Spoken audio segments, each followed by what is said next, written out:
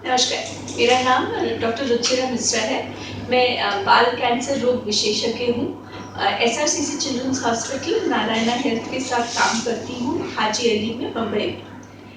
सितंबर month जो है, सितंबर महीना जो है, वो बाल कैंसर रोग के लिए जागरूकता महीना भी माना जाता है। हमारा इस महीने में एक मन ये है कि हम बाल कैंसर के लिए थोड़ी सी जागरूकता लोगों के बीच में बढ़ाएं, क्योंकि कई बार हमसे ये प्रश्न पूछा जाता है, क्या बच्चों को भी कैंसर होता है और क्या इसके लिए एक विशेषज्ञ की ज़रूरत होती है।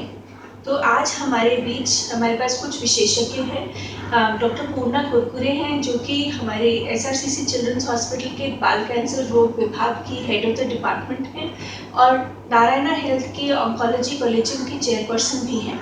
और साथ में डॉक्टर सुजाता मुश्रिफ हैं, जो कि कंसल्टेंट हैं एसआरसीसी चिल्ड्रंस हॉस्पिटल में। तो आज इस मौके को हम इस्तेमाल करेंगे कि हम उनसे अपने संदेह और अपने प्रश्न पूछें, ताकि हम इस सवाल का जवाब पा पाए कि हम बाल कैंसर के साथ हमको ये सितंबर महीने में जागरूकता दिवस मनाने की या जागरूकता महीना मनाने की ज़रूरत क्या है। डॉक्टर पूर्णा, पहला सवाल मैं आपसे ही पूछूंगी, क्योंकि हर बार जब किसी भी बच्चे को कैंसर होता है तो पहला सवाल माँ बाप पूछते हैं, बच्चों को भी कैंसर होता है क्या और क्यों होता है। तो इसका कोई जवाब होता है हम लोगों के पास? बच्चों में भी कैंसर तो ज़रूर होता है, परंतु आम लोगों में, हमारे समाज में एक भावना है कि कैंसर माने ये बड़े लोगों का, वयस्क लोगों का ही रोग है और वो जीवन शैली पे आधारित है। जैसे कोई स्मोकिंग करेगा तो उसको लंग कैंसर होगा, कि तंबाकू खाएगा तो मुंह का कैंसर होगा। तो बच्चा ऐसा कुछ नहीं करता, तो बच्चों में कैंसर कैसे हो सकता है, बच्चों में कैंसर क्यों होता है, ये एक बहुत बड़ा प्रश्न सभी के सामने रहता है कि बच्चे क्या करते हैं जिससे उनको कैंसर हो सकता है। और बच्चों में भी कैंसर होता है और बच्चों के कैंसर कम होने की मात्रा में कम होने से उसके बारे में जानकारी बहुत ही कम है। जैसे कि अपने पूरे भारतवर्ष में ऐसा अंदाज़ है कि वो 60,000 के आजू बाजू ये बच्चों के कैंसर होने चाहिए, जबकि हमारी बच्चों की पॉपुलेशन है करीबन 37% ऑफ द पूरा पॉपुलेशन जो हमारा है वो बच्चे के वो वय कट में है। परंतु बच्चों में सिर्फ 60,000 जितने कैंसर होते हैं। तो कोई भी बाल रोग तज्ञ के पास एक दो बहुत प्रैक्टिस होती है तो उनके पास भी कम जाते हैं, इसीलिए उसके लिए जानकारी बहुत कम है, नहीं के बराबर है। और इसीलिए हमें जानकारी फैलाने की बहुत ज़रूरत है आम समाज में और प्रोफेशनल्स में, माने डॉक्टरों में, जैसे कि जनरल प्रैक्टिशनर्स, बाल रोग तज्ञ, सभी में ये जानकारी फैलाने की बहुत आवश्यकता है। क्योंकि बच्चों के कैंसर और बड़ों के कैंसर में बहुत फ़र्क है। बड़ों के कैंसर ज़्यादा करके जो हमारे अवयव रहते हैं, जैसे कि लंग माने फेफड़े, मुंह, आंतरडे की अपना जठर, लिवर, तो ये सब के कैंसर होते हैं ज़्यादा करके। और जैसे मैंने पहले ही बताया, जीवन शैली से जुड़े थे। हालांकि बच्चों के कैंसर वैसे नहीं है। बच्चों में ज़्यादा करके कैंसर अपने अंदर के जो बच्चे का माँ के पेट में, माँ के शरीर में जब उसका तैयारी होती है, जब यूट्रस में उसका संगोपन होता है, तभी कुछ तो जीन्स हैं जिसमें बदलाव हो जाता है और वो बदलाव आगे चल के कैंसर के रूप में निर्माण होता है। और ज़्यादा करके ये जो टिश्यू हम जो बोलते हैं, माने जो अवयव नहीं, परंतु जो जैसे कि खून बनाने का एक टिश्यू होता है जो बोन मैरो में रहता है, लिम्फ नोड रहती है जो हमें गिल्टियों के रूप में दिखती है, नर्वस टिश्यू है जो हमारे ज्ञान तंत्र है, उसके जो होते हैं, तो वो टिश्यू में उसका परिवर्तन होके वो ज़्यादा होता है।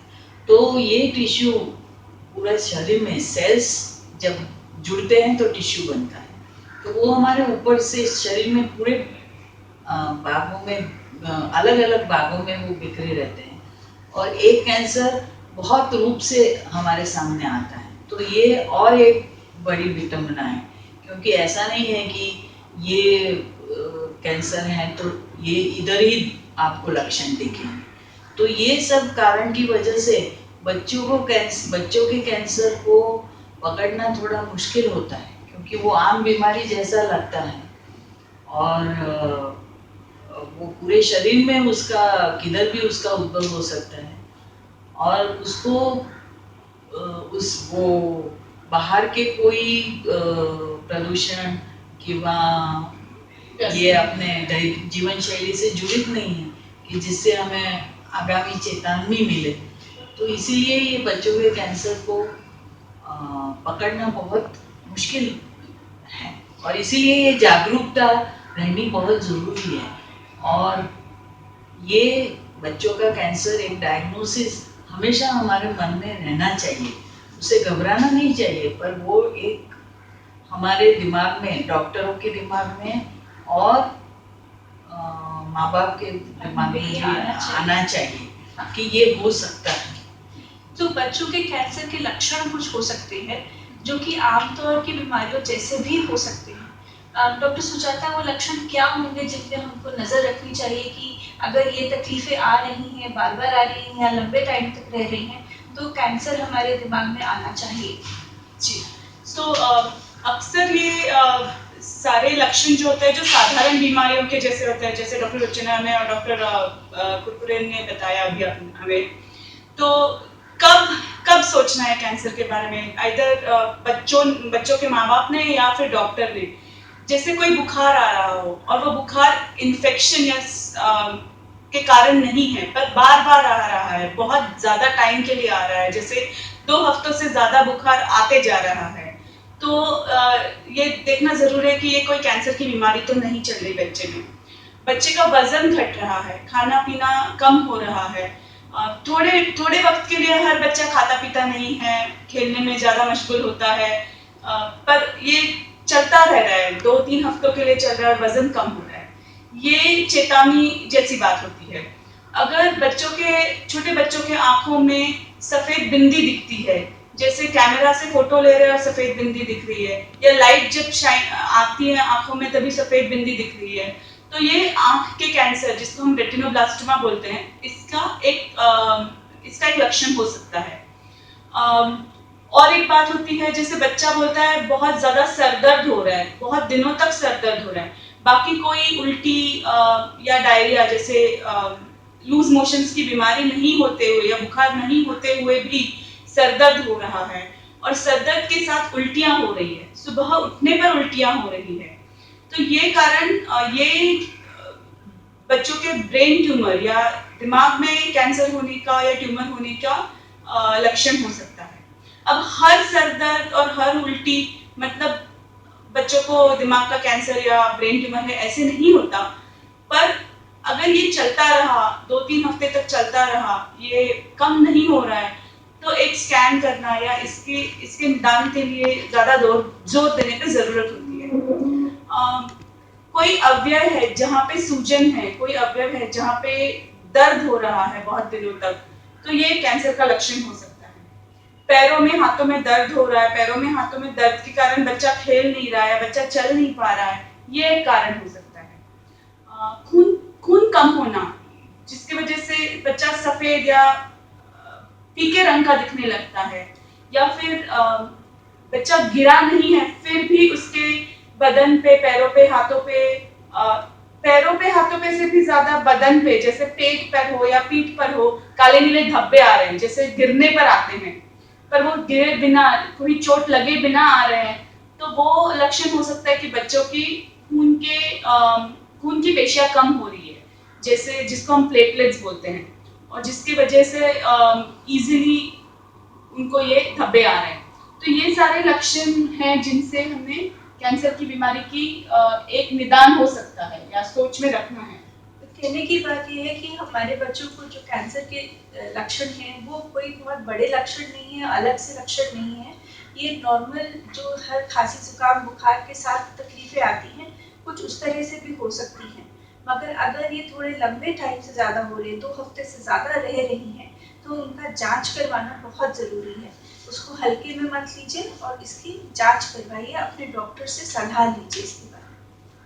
पुनः मैम एक सवाल और भी कई बार पूछा जाता है कि बच्चों को हम अलग रखते हैं जब उनको कैंसर के रोगी मानते हैं तो क्या ये इसलिए है क्योंकि ये छुआछूत की बीमारी हो सकती है या परिवार के बाकी लोगों को उन बच्चों की वजह से भी कैंसर या ऐसी कोई बीमारी हो सकती है क्या?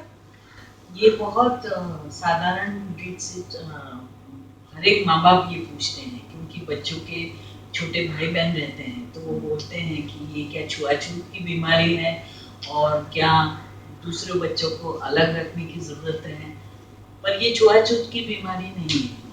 और जो हम बच्चों को अलग रखते हैं, कैंसर के बच्चों को अलग रखते हैं, तो वो हम अलग तरीके से और अलग कारण के लिए रखते हैं कि उनको कुछ इन्फेक्शन न लगे, क्योंकि उनको जो ट्रीटमेंट हम दे रहे हैं उसकी वजह से उनकी प्रतिकारक शक्ति कम होने से उनको इन्फेक्शन होने के चांसेस हैं, और इसीलिए उनको कुछ तकलीफ ना हो इसलिए हम उनको अलग रखते हैं, नहीं कि वो छुआछूत की बीमारी है और दूसरों को कैंसर दे सकते हैं। तो हमारा कैंसर रोगी जो है, जो बच्चा जिसको कैंसर है, वो दूसरों को कैंसर नहीं देगा, मगर दूसरे बच्चे जिनके साथ वो खेल रहा है या उठ बैठ रहा है, उनमें अगर नॉर्मल खांसी बुखार या कोई वायरल इन्फेक्शन या उनको कोई और बीमारी है, वो हमारे बच्चे को तकलीफ दे सकती है। इसलिए हम लोग कहते हैं कि थोड़ी सी दूरी बना करके रखें, खाना साथ साथ बैठ के नहीं खाएं, एक थाली में नहीं खाएं, वो चम्मच या बर्तनों को साथ साथ इस्तेमाल नहीं करें। क्या बाकी के बच्चों को भी हो सकती है? तो अगर एक बच्चे को कैंसर हुआ है तो उसके छोटे भाई बहन को भी वही कैंसर हो सकता है क्या, डॉक्टर सुजाता? बहुत अच्छा सवाल है और ये बहुत पहला सवाल होता है जैसे ही बच्चों के माँ बाप को समझ में आता है कि बच्चे को ये बड़ा सा निदान हो गया है। ये बहुत बहुत बहुत कम बच्चों में ऐसे होता है जिनमें भाई बहनों में या घर में कैंसर की बीमारी बहुत है। जैसे हम उनको जेनेटिक कॉजेस बोलते हैं या कैंसर जेनेटिक सिंड्रोम बोलते हैं। उन्हीं फैमिलीज में बहुत कम रेट में है ये, उन्हीं फैमिलीज में दूसरे बच्चे को हो सकता है। पर एक बच्चे का हुआ मतलब दूसरे बच्चे को होने का चांस बहुत ही कम है, बिल्कुल बहुत ही ज्यादा कम। जैसे कि ये उन्होंने पहले बताया था रेटिनोब्लास्टोमा, तो ऐसे थोड़े कैंसर हैं जो फैमिली में, परिवार में आनुवंशिक उसका कारण है, और वो आनुवंशिक बीमारी हो सकती है।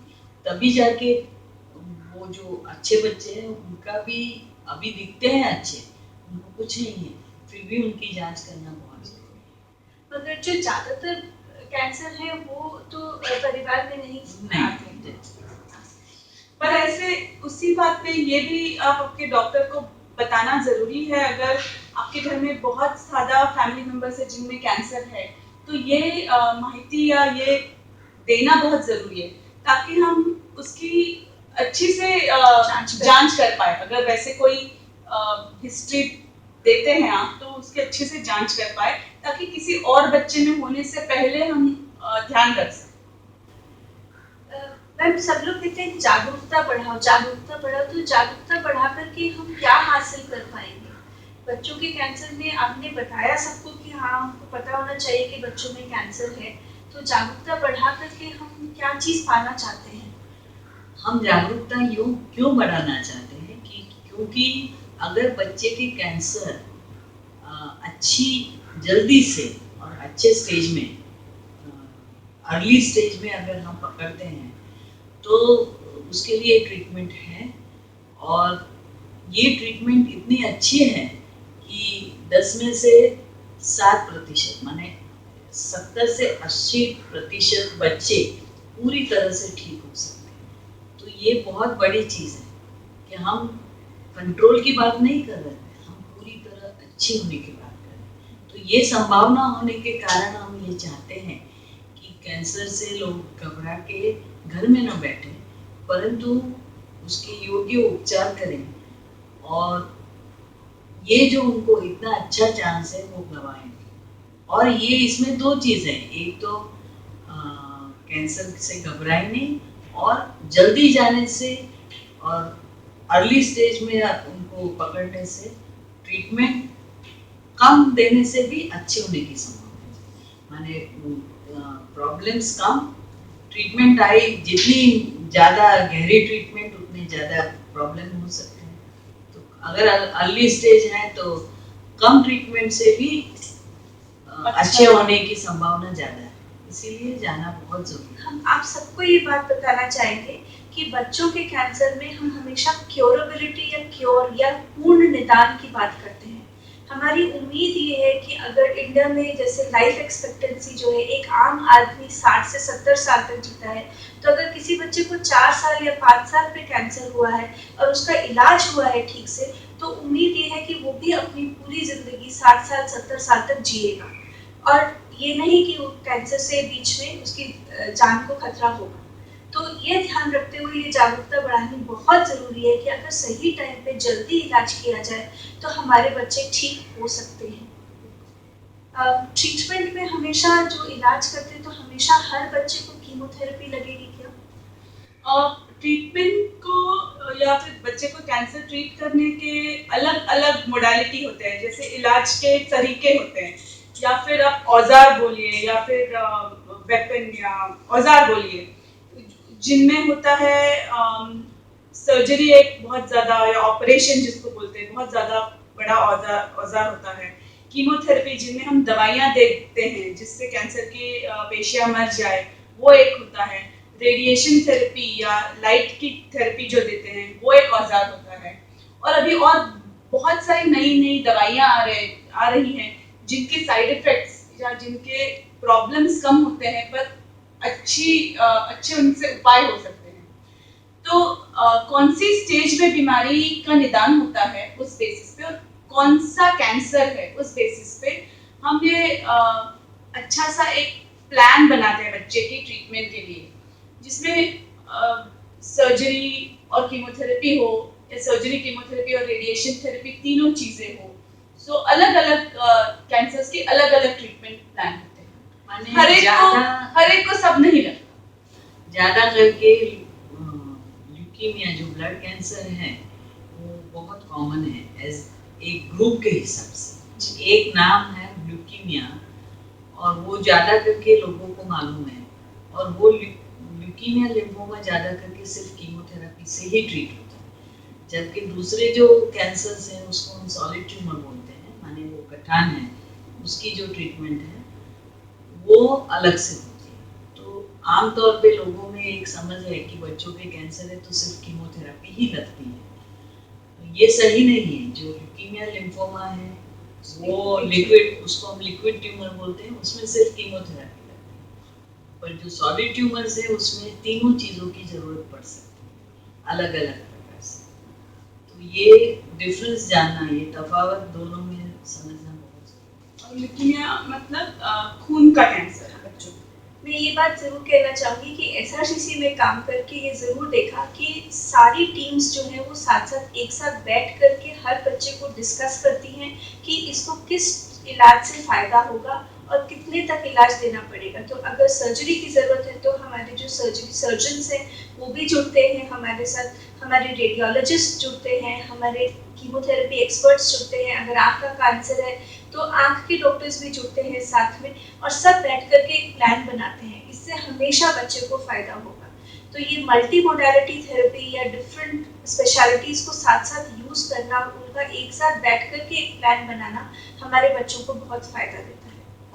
और मैं और एक ऐड करना चाहूँगी कि उसके अलावा बाकी की स्पेशलिटी पर भी इधर मौजूद होने के कारण जो हमें सपोर्ट चाहिए, जैसे अगर बच्चे को कोई ज़्यादा तकलीफ हो गई और हमें इंटेंसिव केयर यूनिट की ज़रूरत है, उनको ब्लड और बाकी की ब्लड की खून की अलग अलग पेशियों की ज़रूरत है, तो ब्लड बैंक चाहिए, अच्छा पैथोलॉजी रिपोर्ट चाहिए, जो हमारे यहाँ पैथोलॉजी डिपार्टमेंट है। तो ये जो भी सपोर्टिव केयर और हमारा नर्सिंग स्टाफ जो बच्चों को कैसे उनको हैंडल करना वो बराबर अच्छी तरह जानते हैं।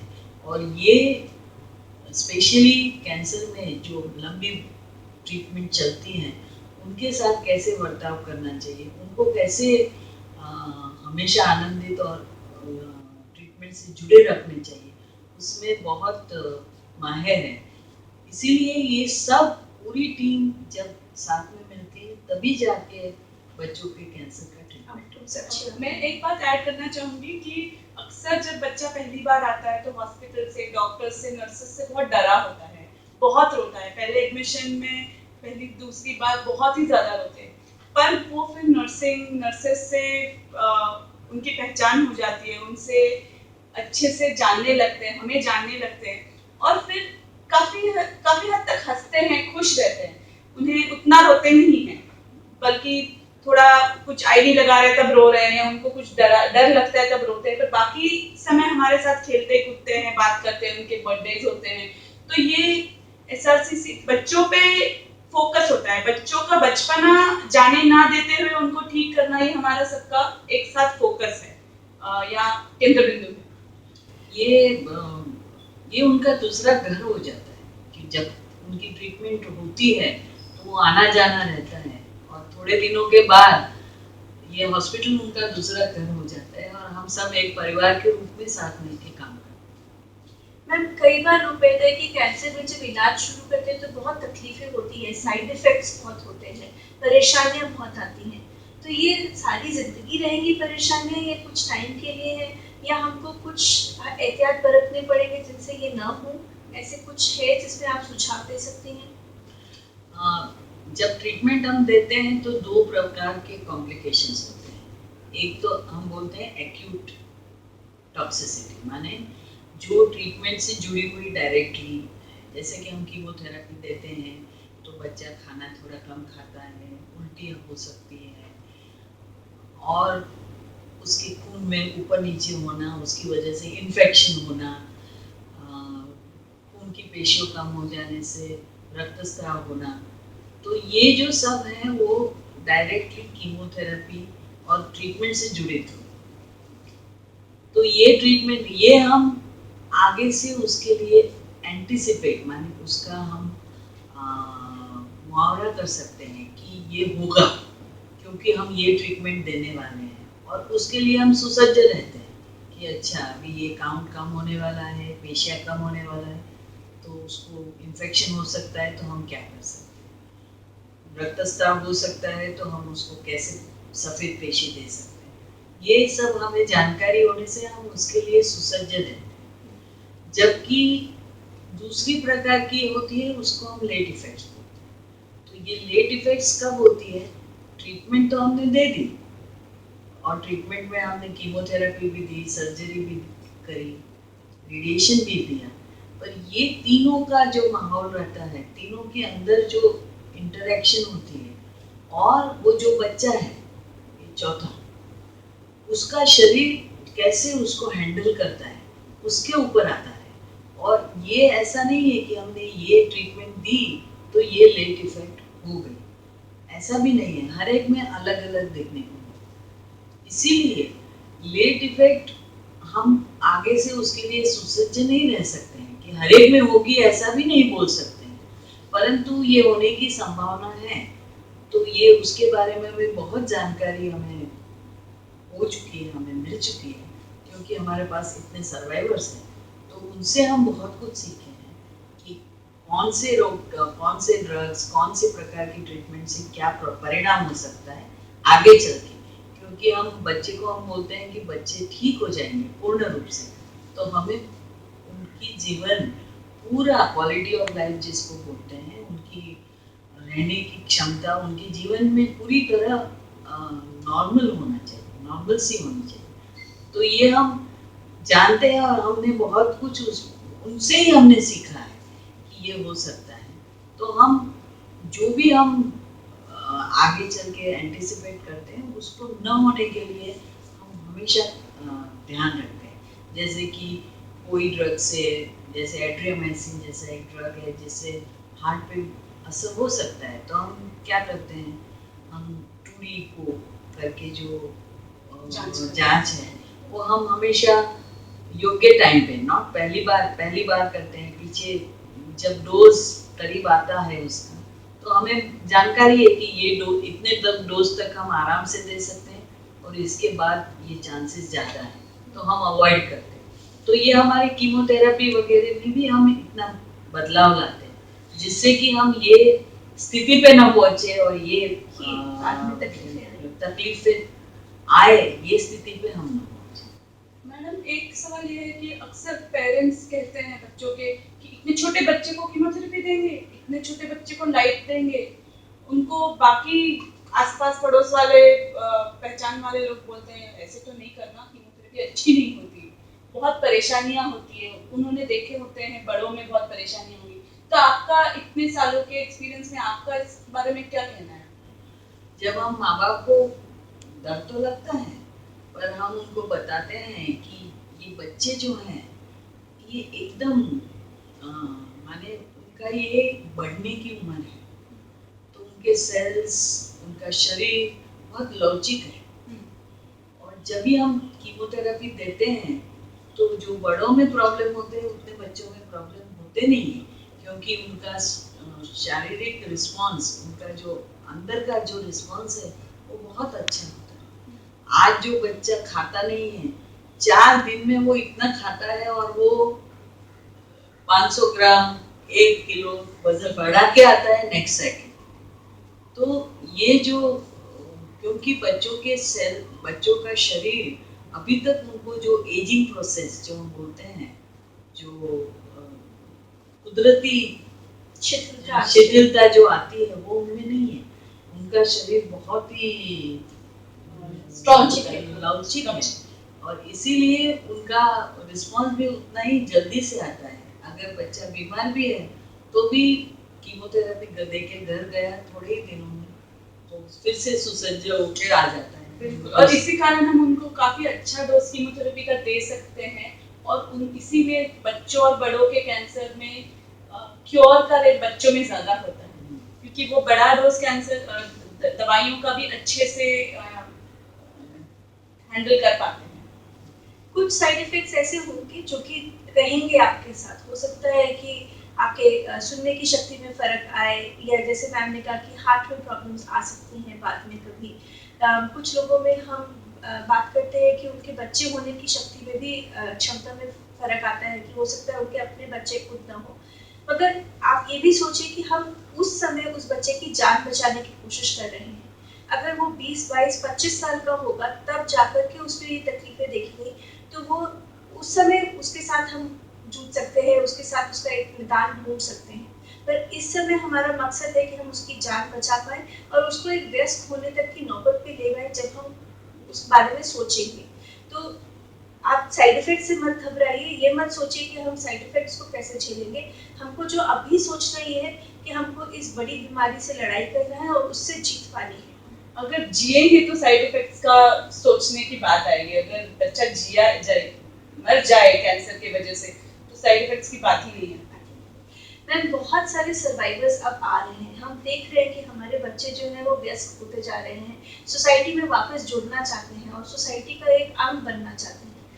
वो हम कैसे कर सकते हैं उनके लिए, हम उनकी मदद कैसे करें इस क्षेत्र में?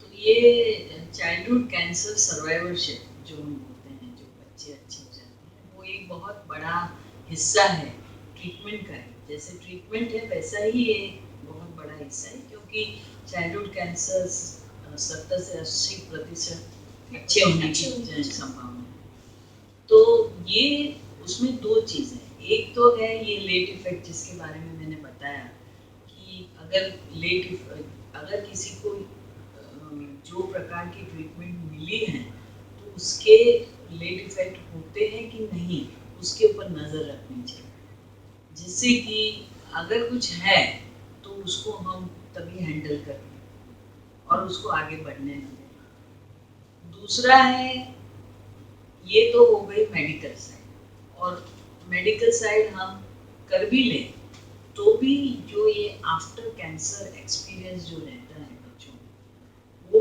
उनके दिमाग पे एक बहुत बड़ी और गहरी असर छोड़ जाता है, बच्चों पे और माँ बाप पे। जैसे कि ये उनकी उम्र है खेलने की, कूदने की, पढ़ाई की, उनके जीवन में आगे बढ़ने की, उनके लिए कुछ कर दिखाने की। तो उसमें बहुत बाधाएं आती है, जैसे कि माँ बाप बहुत घबरा जाते हैं उनके लिए, उनका बच्चा अच्छा हो गया, कैंसर को मार्क करके अच्छा हो गया, यही उनके लिए बहुत, उनको लगता है कि उनको हमेशा उनको प्रोटेक्शन दे, और इससे ज़्यादा हम उनसे क्या अपेक्षा रखें। जनरली बच्चों में आगे जो बढ़ना रहता है, उनकी जो ग्रोथ रहती है, not physical, mental and otherwise, वो उनको हमेशा चैलेंजेस की वजह से होती है। वो चैलेंजेस वो देना ही नहीं चाहते, क्योंकि उनको लगता है कि उनका बच्चा सक्षम नहीं है इतना, वो कैंसर से बाहर आए। पर जब हम अगर उनको बताएं कि वो सब कुछ कर सकता है, तो उनको सब आम तौर पे जो बच्चे करते हैं उनको करने की बहुत ज़रूरत है, तभी जाके वो उनका पूरा सर्वांगीण विकास हो। अगर हम उनको हर पॉइंट पे रोक दें, नहीं नहीं ये मत करो, हाँ तुम्हें कैंसर था, ये मत करो ना तुम्हें कैंसर था, तो ये उसकी छाया से बाहर ही नहीं निकलेंगे और पूरी तरह से उनका सर्वांगीण विकास ही नहीं हो पाएगा। डॉक्टर पूर्णा और डॉक्टर रुचिरा, मुझे इस बात से याद आता है, जैसे हमारे यहाँ एक 10वीं की एक परीक्षा देनी थी, बच्ची थी जो कैंसर की ट्रीटमेंट कर रही थी, और हॉस्पिटल से जाके परीक्षा दी और पास हो गई। अगर वो 10वीं की परीक्षा नहीं होती तो शायद पूरे समय के लिए उसकी पढ़ाई में व्यत्यय आ जाता। उसके बाद जाके कॉलेज में साइंस के लिए एडमिशन लिया, वो नर्स बनना चाहती है। तो ये सब हम चाहते हैं कि उनमें व्यत्यय ना आए, थोड़ा व्यत्यय आए पर वो पढ़ाई लिखाई चालू रखे, उनको एक हौसला दिया जाए कि ये नॉर्मल हो सकते हैं, बहुत ज़रूरी है। जब भी हम किसी कैंसर के बच्चे का इलाज करते हैं, हमारी उम्मीद ये है कि वो एक नॉर्मल इंडिविजुअल बनेंगे, एक नॉर्मल वयस्क बनेंगे। तो नॉर्मल वयस्क, नॉर्मल अडल्ट बनने के लिए उनके लिए जो सर्वांगीण विकास की ज़रूरत है, हमको उस पर बाधा नहीं डालनी चाहिए। और यही हम हर अभिभावक से यही कहते हैं कि आप प्लीज़ उनको उनके जो भी पोटेंशियल है उसको बढ़ने दें और उनको अपनी रास्ता चुनने दें। जो बाकी सोसाइटी है उससे रिक्वेस्ट यही की जाती है कि आप कभी भी किसी पोटेंशियल एम्प्लॉय को, कोई बच्चा आपके पास आया और वो आपको हिस्ट्री देता है कि हाँ मुझे कैंसर था मगर मैं अब आपके साथ नौकरी करना चाहता हूँ, तो इस वजह से उनको नौकरी इसलिए नहीं दी कि आपके बाद बार बार बीमारी आएगी। ये बच्चे उस दौर से निकल चुके हैं, अब नॉर्मल है, और ये चांस बहुत हाई है कि वो नॉर्मल रह करके आपको एक एग्जेम्पलरी एम्प्लॉय का रूप दे सकते हैं। इस पे मैं आपको बताऊंगी कि ये जो चीज़ें हैं, ये जो चाइल्डहुड कैंसर सर्वाइवरशिप, ये हॉस्पिटल के 4 दीवारों से बाहर निकलनी चाहिए। जब वो सर्वाइवर्स हो जाते हैं तो इसीलिए जो ये NGO, not for profit organisation, जैसे कि हम कर रहे हैं ये काम इंडियन कैंसर सोसाइटी के थ्रू, उनका सपोर्ट ग्रुप बना है, और ये बच्चे अपने एक दूसरे से अपना हौसला बढ़ाएं, और जो भी उनमें बाधाएं आए, जैसे कि आपने बताया उनको नौकरी के बारे में, उनके नेक्स्ट होगा नौकरी के बाद उनको फैमिली लाइफ में सेटल होना है, शादी करना है, उनको शादी होने के बाद बच्चे होने की संभावना, और दूसरे सब मेडिकल प्रॉब्लम्स, मेडिकल इंश्योरेंस, ये आज सब बाधाएं जो भी हैं, अगर वो बच्चे बड़े होके जुट जाते हैं और अपना आवाज़ खुद उठाते हैं, जैसे कि हमने, तो समाज अपने आप उनको अपनाने लगेगा। जैसे हमने ये सपोर्ट ग्रुप बनाया है उगम, और कहीं और दूसरी जगह पे भी लोगों ने ये काम चालू किया है, तो ये इसमें ये जो वॉलंटियर ग्रुप्स हैं, NGO है, उनका बहुत बड़ा हाथ रहता है कि ये सब चीज़ें उन्हें करनी चाहिए। सिर्फ ट्रीटमेंट होती है हॉस्पिटल में, पर ये आफ्टर ट्रीटमेंट जो केयर रहती है वो हमेशा जारी रहती है, और वो 4 दीवारों से बाहर आती है और समाज में आती है, और पूरे समाज को ये चीज़ें आगे बढ़ाती है। और इसीलिए बताते हैं कि बच्चे को कैंसर को ट्रीट करने के लिए पूरा गांव की शहर गए, और इसी का ये कारण है कि पूरा सोसाइटी, पूरा समाज उसके साथ जब जुड़ेगा तभी जाके बच्चे का ट्रीटमेंट अच्छे जैसे हो पाएगा। सो डॉक्टर सुजाता, सवाल कई बार ये आता है कि हाँ, हमें बहुत सहानुभूति है इन बच्चों के साथ, तो एक अभिभावक के रूप में या एक शुभचिंतक के रूप में या एक सहपाठी के रूप में ही हम उनकी किस तरह से मदद करें? हमें पता चलता है कि हमारे क्लास में एक बच्चे को कैंसर हुआ है, तो अब हम उसके सहपाठी होने के नाते हम कैसे मदद करें उसकी? तो कुछ ऐसे है संदेश जिससे आप उनको बता सकते हैं? स्पेशली सितंबर है, कैंसर अवेयरनेस मंथ है, चाइल्डहुड कैंसर अवेयरनेस मंथ, तो इस महीने में हम लोग क्या कर सकते हैं जिससे कि हमको लगे कि हम ये इन्फॉर्मेशन औरों तक पहुंचाएं? सबसे पहले अपने मन से डर निकाल दीजिए। सर्दी खांसी होती है तो आप डरते नहीं हैं उससे। अभी कोविड के दिनों में बात अलग है, तो नहीं तो डरते नहीं हैं। तो ये छुआछूत से नहीं होती बीमारी, इसलिए आप अगर आपके बच्चे के स्कूल में या शाला में किसी को कैंसर हुआ है तो उससे बात नहीं करना है, उससे स्कूल आने नहीं देना है, ये बात करना बिल्कुल गलत है। तो ये पहले दिमाग से निकाल दीजिए। अब ये बीमारी किसी को भी हो सकती है, अपने बच्चे पे भी नौबत आ सकती है, अपने घर वाले पे किसी पे भी नौबत आ सकती है। तो ये बहुत ज़रूरी है कि हम समाज और पहचान के लोग सब, वो माँ बाप या वो परिवार के साथ खड़े रहे, उनसे जुटे। ये जो कठिन समय आया है उसमें उनकी मदद करें। भले वो फिर आपकी गाड़ी देनी है क्योंकि हॉस्पिटल जाना है, भले आप जो भी पैसे की मदद कर सकते हो वो करना है, भले किसी भी तरीके से भी जो भी मदद कर सकते हो वो करो। सबसे बड़ी मदद है कि उनसे डरो मत और ये छुपाने की जरूरत ना पड़े किसी को। अगर ऐसे कोई माँ बाप हैं जो ये देख रहे हैं जिनके बच्चे ठीक हो गए हैं, कैंसर की बीमारी से ठीक हो गए हैं, तो वो माँ बाप, खास तौर पर सब बाकी माँ बाप जो इन चीज़ों से गुजर रहे हैं, उनका हौसला बढ़ाने के लिए हॉस्पिटल आए या उनसे बात करें, ताकि वो हमसे भी ज़्यादा उनको समझा सकते हैं कि ये बीमारी ठीक हो सकती है। तो माने समाज के हर एक परिवार, हर एक व्यक्ति तन मन धन किसी भी रूप से, तीनों से नहीं तो किसी भी रूप से ये बच्चों के साथ आगे उनके ये जो डिफिकल्ट टाइम है उसमें मदद कर सकते। अब जैसे आप धन बोल रहे हैं, ये धन मतलब आपको बहुत ज़्यादा रिच या पैसे वाले होने की ज़रूरत नहीं होती है। जैसे आप अभी सोशल मीडिया पे बहुत सारे प्लेटफॉर्म्स हैं जैसे जिसमें लोग पैसे दे सकते हैं बच्चों की ट्रीटमेंट के लिए। अक्सर नहीं तो परिवार अपना सब कुछ गवा देते हैं ट्रीटमेंट में, उनके बाकी बच्चों को खिलाने पिलाने के लिए पैसे नहीं रहते। पर जब पूरी दुनिया या जब पूरा शहर साथ मिलता है तो थोड़े थोड़े पैसे जुटकर भी बच्चे की अच्छी ट्रीटमेंट हो सकती है। और भले ही हॉस्पिटल्स, डॉक्टर्स पैसे कम चार्ज करें, फिर भी ये बहुत ज़्यादा ऐसी लंबी और मुश्किल ट्रीटमेंट होती है जिसमें बहुत सारी चीज़ें जुटती है कि पूरी तरह से ज़ीरो कॉस्ट पे ये नहीं हो पाता। तो ये हम उस बच्चे की लाइफ में इन्वेस्टमेंट करके पूरी समाज में, पूरे माँ बाप ने तो उसमें एक इन्वेस्टमेंट करना ज़रूरी है। तो आज के टाइम में ऐसा है कि हमें पूरा घड़ा भरने की जरूरत नहीं है, बूंद बूंद से सबके डालने से ये घड़ा भर जाए और इसी से हम आगे बढ़ सकते। और हमारे हॉस्पिटल में ऐसे बहुत बच्चे ऐसे ही मदद से, ऐसे ही दानी लोगों से और उनकी इच्छा से आज ट्रीटमेंट पूरी कर पा रहे हैं। सिर्फ प्राइवेट हॉस्पिटल होके भी ऐसी ट्रीटमेंट पूरी कर पा रहे हैं। सितंबर को हम चाइल्डहुड कैंसर अवेयरनेस मंथ मानते हैं। हम एक्टिविटीज करना चाहते हैं जिनसे कि हम इन लोगों के लिए कुछ कर पाए।